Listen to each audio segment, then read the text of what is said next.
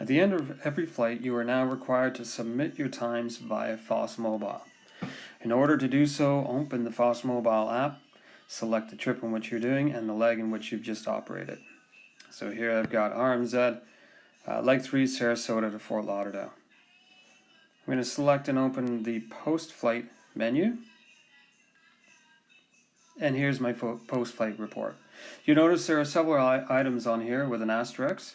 Those are the items that are required to be filled out in order to submit this information.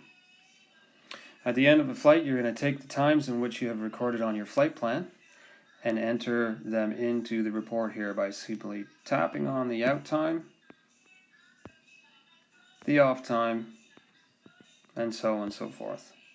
You notice that some times have been populated when you open the report, and that's just done through FOS Core.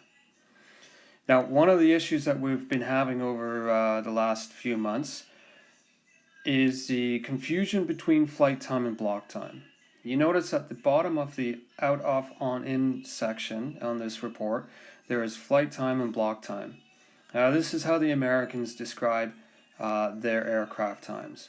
In Canada, however, we note them as air time and flight time. So in this instance, I've got 39 minutes of flight time and 49 minutes of block time. When you transpose this information back to your logbook, please be sure that the 39 minutes in this case is your air time and the 49 minutes is your flight time.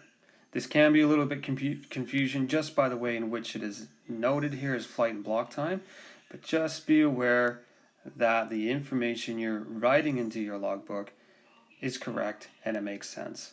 Of course, the biggest number of the two is always going to be your flight time, the smaller your air time. So just be aware when you are transposing that information over. Continuing on, we're going to select an approach. Today I did an ILS. I did one of them. Again, you can take credit for an instrument approach even if it is VMC outside, just to ensure that you do maintain your proficiency in currency. Below here, I'm going to select the pilot flying, myself. And one last item we're going to enter is our fuel. 5,000 pounds out, 4,200 pounds in, and I burned 800 pounds. Of course, the fuel is going to be representative of what I've entered into the flight plan. When this is complete, I'll select save, and I can either save for later if I am currently in the air and doing another leg, or I can save and submit if I have an internet connection via Wi-Fi or hotspot on my phone. I'm not going to do that now because this is a live flight and I don't want to save this information. So from here I'm going to cancel and discard my changes. Now, of course, if I've made a mistake or an error or I need to update something, I can simply come back into this post-flight, make the changes I need, and select save for later or submit, and it will save that information. At the end of a flight, once I am on the ground and I've completed everything, I want to make sure that the post-flight menu down here on the bottom left has a little annotation that it's been submitted. And that way I know that operations will have my flight times.